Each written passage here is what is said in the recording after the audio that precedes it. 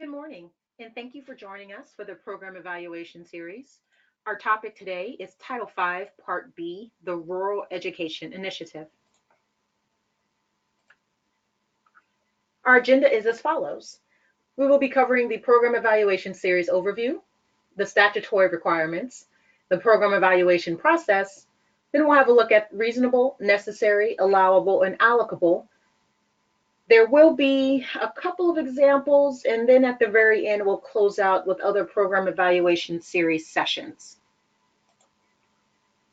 So with the program evaluation series overview, we're going to cover briefly what this is, how many we're offering, and then why, in fact, we are offering this. This is a program description for the series itself. In short, we are required to have a program evaluation or a report of the programs that we are offering throughout the year. Now, it is important also to note that this requirement to evaluate your program is not specific to federal funding. This is also a requirement in Texas Education Code.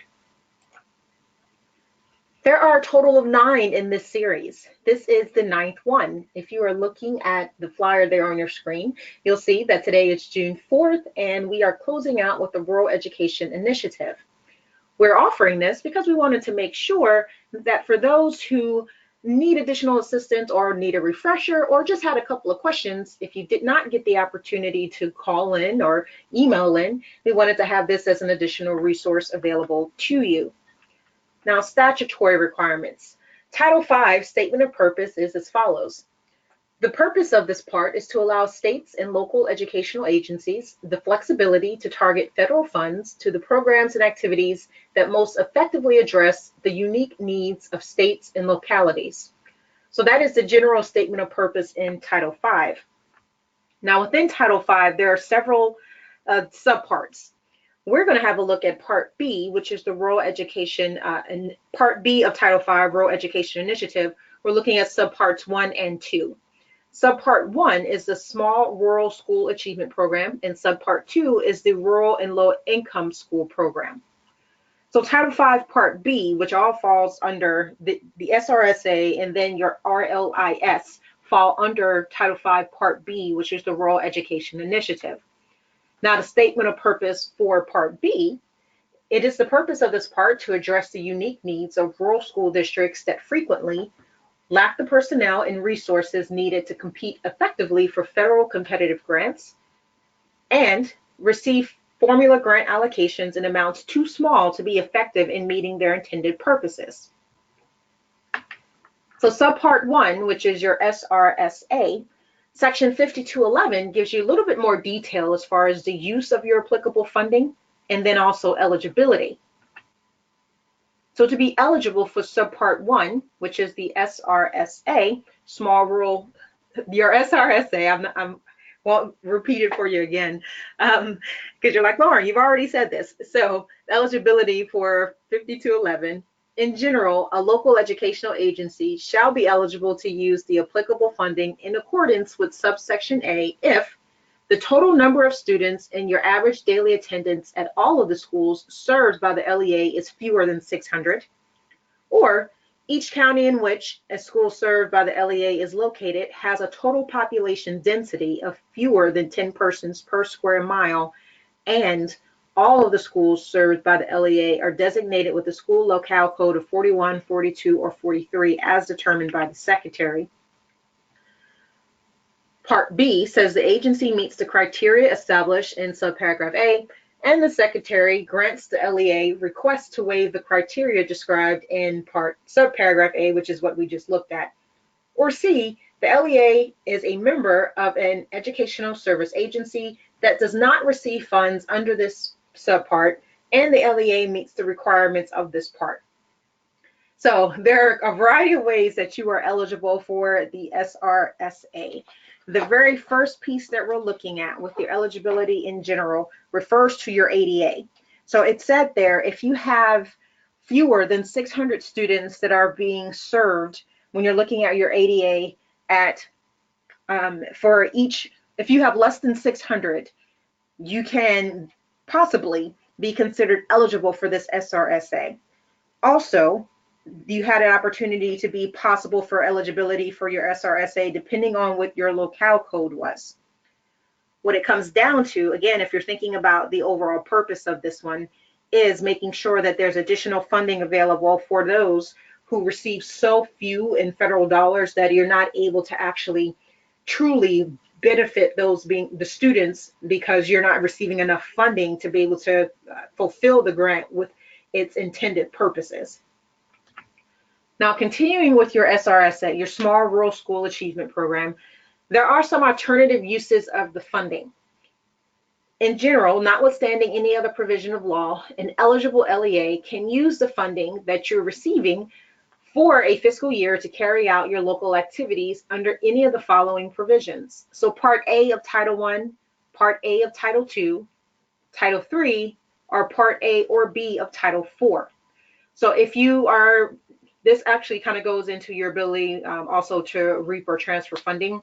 But if you are a LEA that's receiving SRSA funding, you have the ability to have alternative usage of the funding, which means I can follow the guidance and the requirements of Title I Part A, Title II Part A, Title III, or Title IV Part A or B.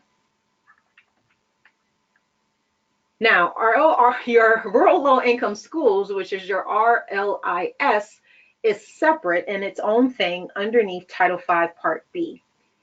Eligibility for this one. You are eligible if 20% or more of your children ages 5 through 17 served by your LEA are from families with incomes below the poverty line, and all of the schools served by the agency are designated with these specific locale codes.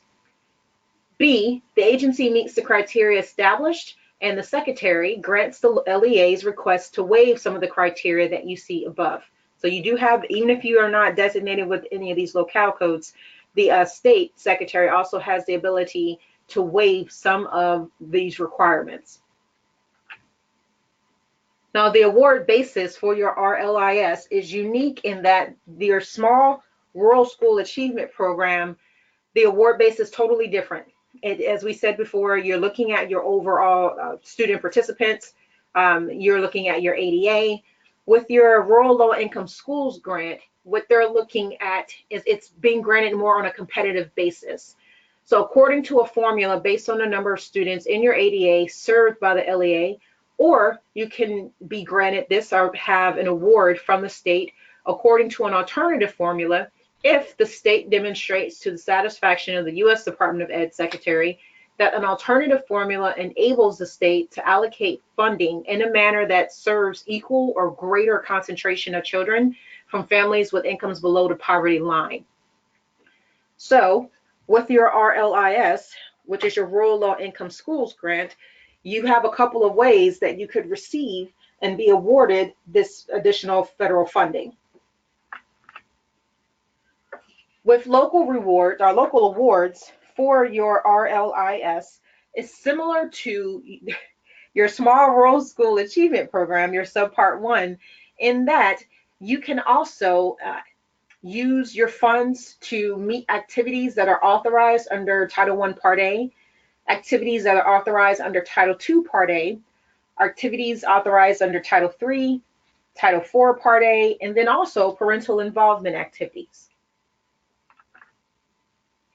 Overall program evaluation of Title V, I'm talking about your Title V Part B in your subparts 1 and 2. Each state or specially qualified agency that receives a grant must prepare and submit an annual report to the U.S. Department of Education Secretary. Within that report, they are required to submit to the state the method that the state is actually using the grant award funding to distribute to eligible LEAs and to provide assistance to schools. The report must also go into detail about how LEAs and schools use funds under this subpart. And 3, the degree to which progress has been made toward meeting the goals and objectives described in the application, which includes having all students in the state or the area served by that qualifying agency meet the challenging state academic standards. So if you'll notice, this report is specific to the state. It doesn't require so much something specifically from the LEA when you're looking at the statute. However, in order for the state to be able to turn this information in, like if you're looking at number 2, how LEAs are actually using the funding, and number 3, if there's actually progress being made, the state cannot submit that information to the U.S. Department of Ed if we are not submitting this information to the state. So even though there is not something within Title V that genuinely says this is, when we're looking at subparts 1 and 2, that genuinely says this is what the LEA has to do, or the entity receiving the funding, we still have to turn this information in, because if we don't, the state cannot do their part to turn in their report, which in short it ensures that we actually receive funding from this as a state as well. So even though it doesn't talk directly about LEAs, we have to do this information and submit it to the state in order for the state to be able to do their part. Now, there's something that's specific about Title V that you don't see in the other subparts, and this one is called a choice of participation, specifically Section 5225. So when you look at subparts 1 and 2, and subpart 1 being your small rural school achievement, and then your subpart 2 being your rural low income schools, when you look at it and you look at the eligibility, there is that question of, well, hey, I could actually qualify for both subparts 1 and subpart 2. So can I participate in both? Well, according to Section 5225 of Title V, you cannot. The statute says if an LEA is eligible for funding under both this subpart and subpart 1, the LEA may receive funds either under this part or the other for a fiscal year, but may not receive funding under both for the same year. With notification, an LEA eligible for funding under both parts has to notify the state under which of the parts the LEA intends to receive funds for that fiscal year.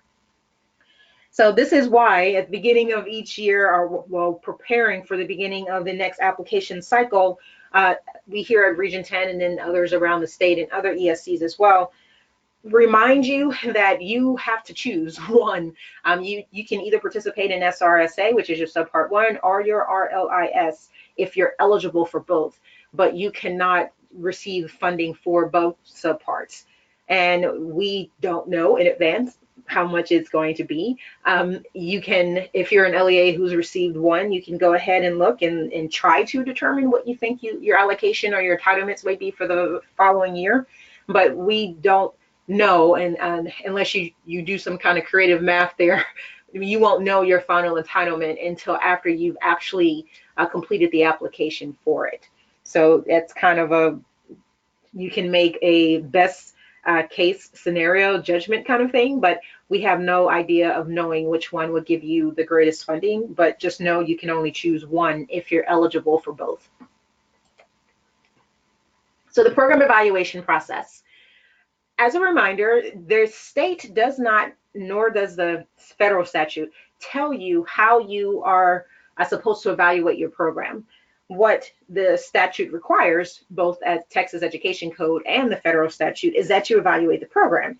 How you choose to evaluate it is at your discretion. If you want a further or deeper look into the general techniques for program evaluation, I do recommend that you go into our online learning center and have a look at the program evaluation series, General Techniques and Tips webinar, because it does go into it at a little bit more detailed steps and a slower process. But what is important to remember about this is that you are required to evaluate the program. It's just that the state and the federal government does not tell you how to do it, but you're required to do it.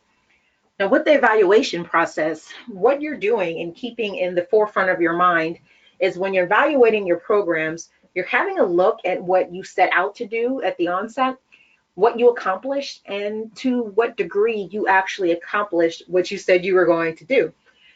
Evaluation has to be planned from the very start, and that, of course, includes collecting your baseline data. The baseline data that you need assists you when you're thinking overall, it's the end of the program cycle. Was this a beneficial usage of the resources? And resources meaning time, power, money. Overall, was this beneficial in assisting our students? Did it accomplish what we needed it to accomplish?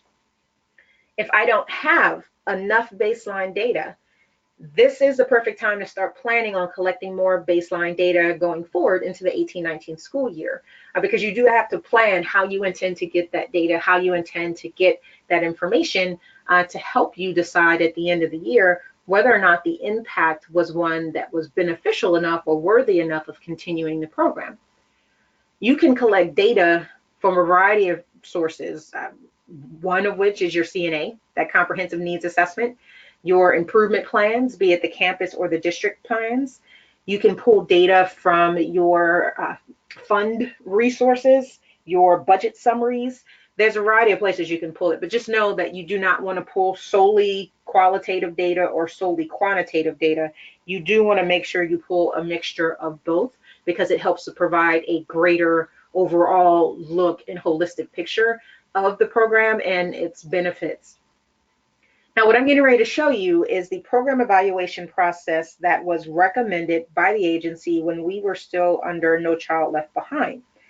Now, I want to say that we do not have, as of yet, a recommended program evaluation process or steps to evaluating your program from the agency.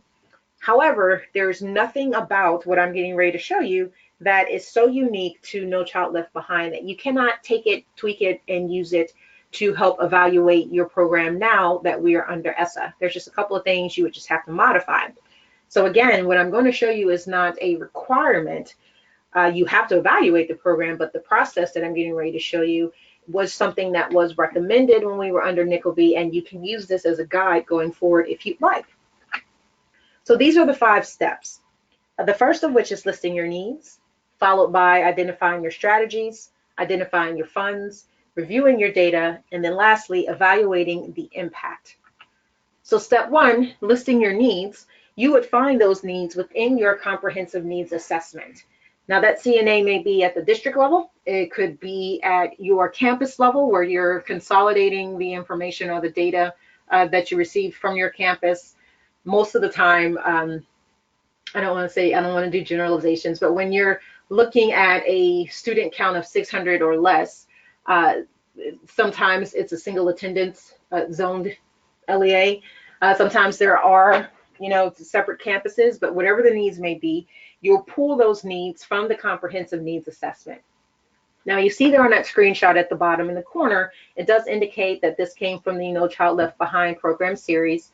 But again, it's very small, minor things that would need to be adjusted. This talks about student achievement, which was one of the 8 areas of focus when we were under No Child Left Behind.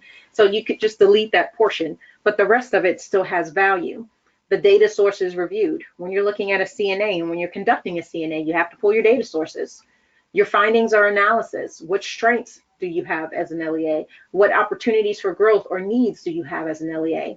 And then at the very end, summarizing and prioritizing your needs.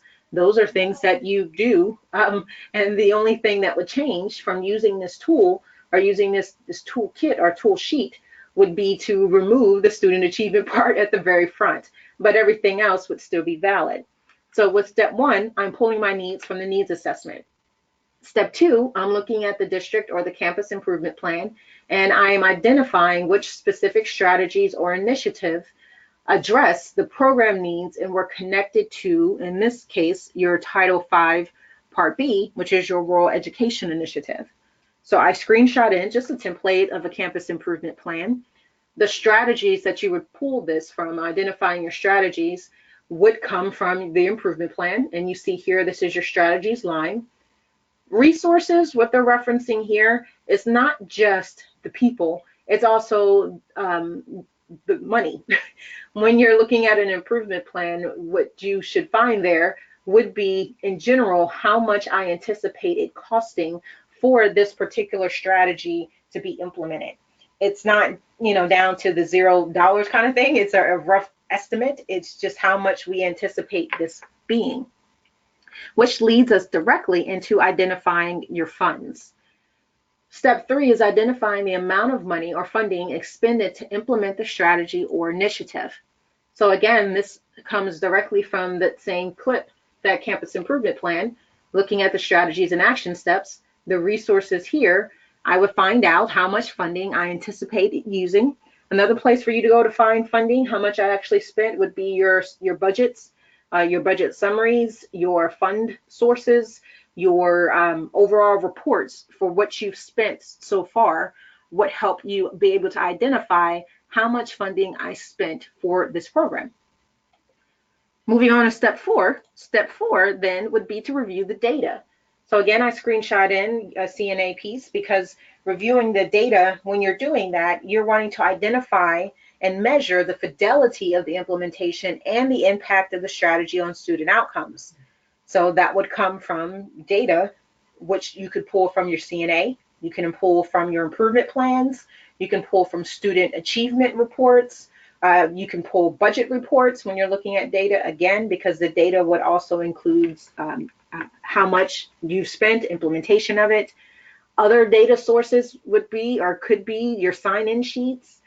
With this particular grant-funded source, as we saw, you had the opportunity under the RLIS to include parent involvement activities. Under both your SRSA and your RLIS, your subparts 1 and 2, that says that you can honor or follow the activities and usages of funds under your Title I Part A, as well as your Title II and your Title III, and then your Title IV A and B. So there is an opportunity for parent engagement and a requirement under your Title I Part A as well. And then also your Title I Part C, and then looking at your Title III. So additional data sources could include if you provided surveys during meeting times with families, if you had meeting minutes, if you had trend data, all of that could be used as data for you to be able to help gauge the success of this program. This is another just screenshot of data that you could use. As you see here, this is a curriculum assessment, so more quantitative in nature. So the last step with the program evaluation process is evaluating the impact. I have a screenshot here of a heat map, but just for the purposes of reminding you that when you're looking at the evaluation of the impact, I'm not looking for one day's activity. Overall, on a whole, over time, I need to be able to see the impact and make recommendations for either continuing the program or modifying the strategy or the initiative. And when I'm saying continuing the program here, I'm not referencing program at large, meaning your Title V Part B, either your SRSA or your Rural Low Income Schools Grant. I'm saying whether or not you're going to continue the program, meaning that specific strategy or that specific initiative. So those are the 5 steps. I started off looking at my CNA. I then went to my improvement plan to see which strategies or steps I implemented to help meet the needs based on that CNA. I looked at the funding. I looked at overall whether or not this strategy or this particular program was beneficial to the students. And then lastly, when I'm evaluating impact as a committee, we're deciding whether or not we want to continue that specific strategy or program.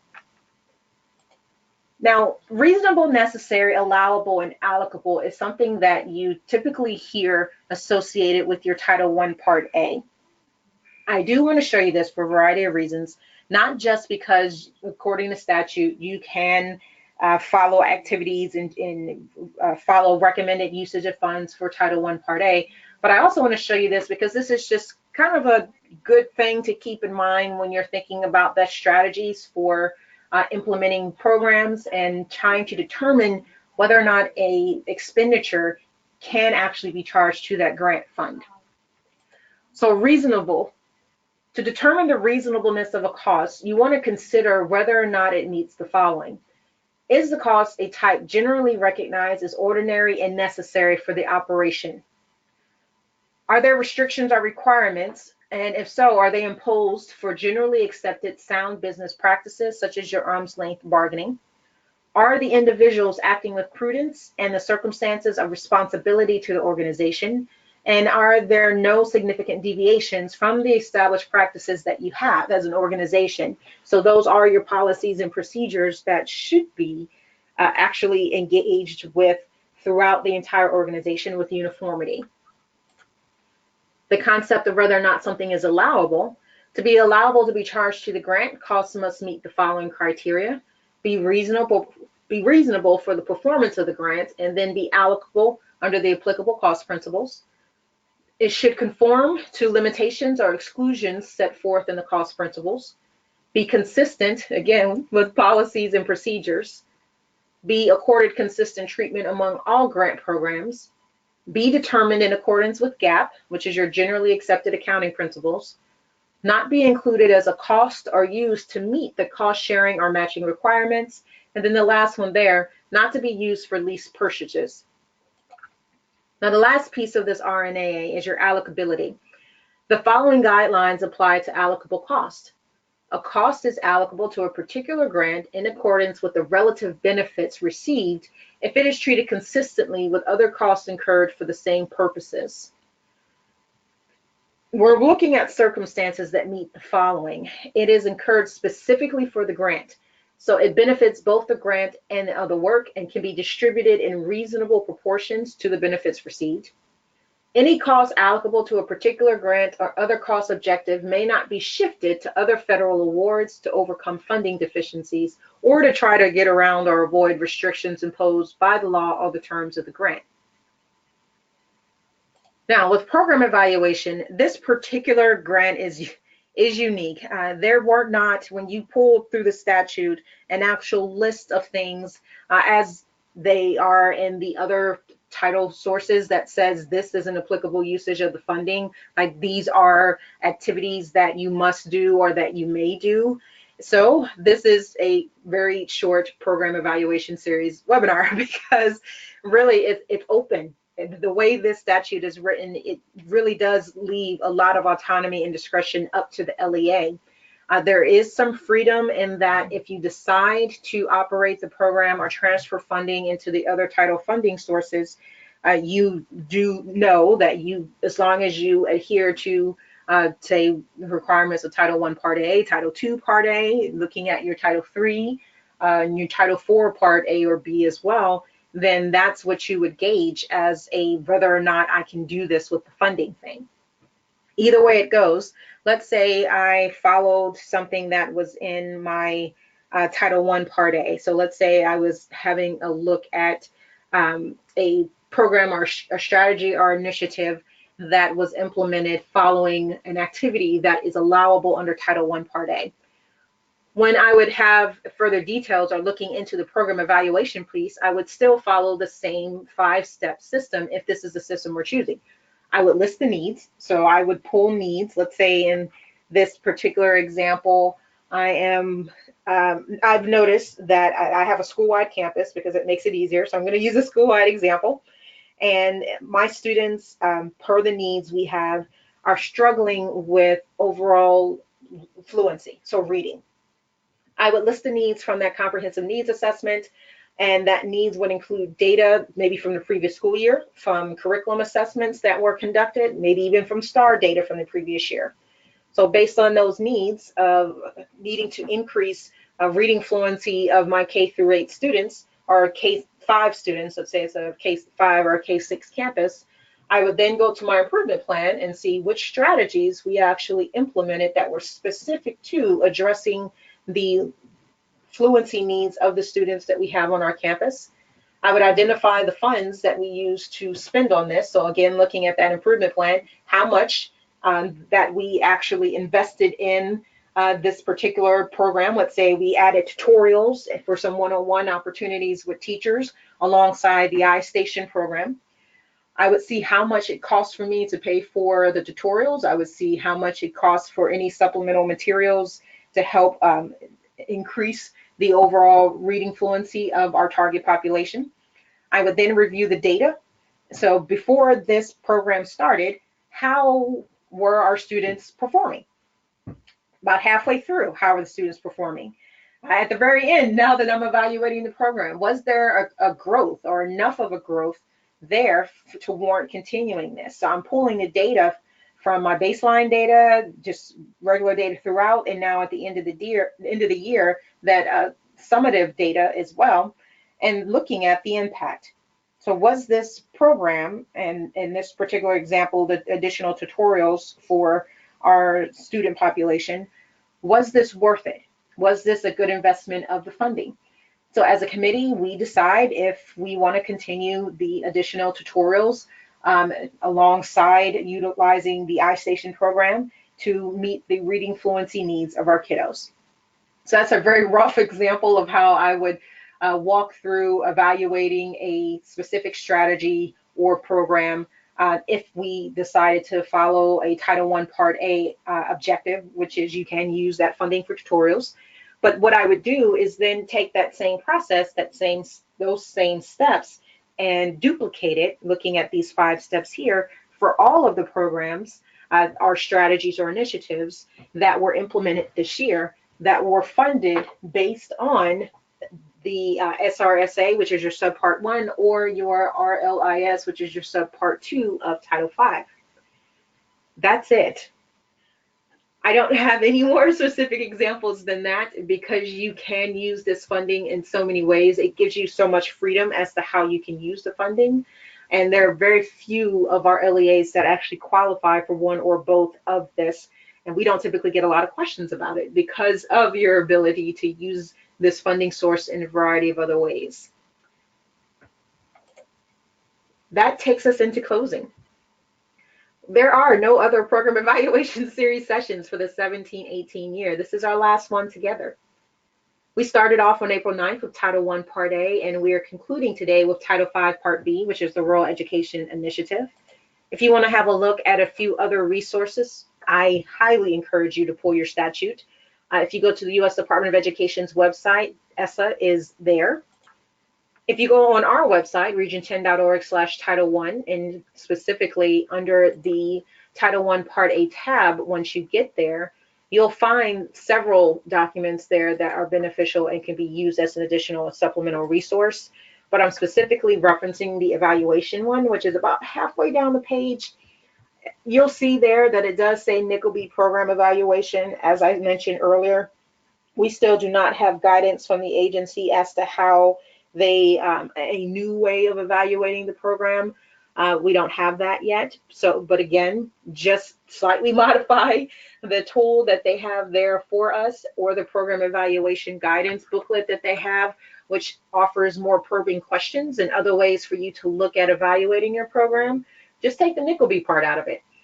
Beyond that, the guidance itself, as well as the tool, is very helpful.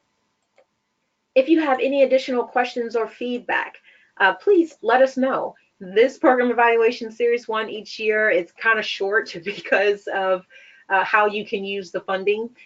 So if you think of any other questions or a specific scenario that you're wanting to know, hey, can I charge this to Title V? Reach out, let us know. Tony Garrett is a program coordinator for the Title I Capacity Building Initiative, which is a statewide program that the agency pays for, and we run or operate here out of Region 10. Laura Griffin is the program coordinator for private nonprofit. Becky Book is the consultant for state allotments, ESSA, as well as the SSA. I'm there in the middle, Lauren McKinney. I'm also a consultant for ESSA, as well as the SSA. And Jodelle Bland there on the right is also a consultant here at Region 10 who covers ESSA and the SSA. If you have any additional questions for us, let us know. This has been the Program Evaluation Series, Title V Part B, Rural Education Initiative. Thank you so much for your time, and we hope that you have a phenomenal day.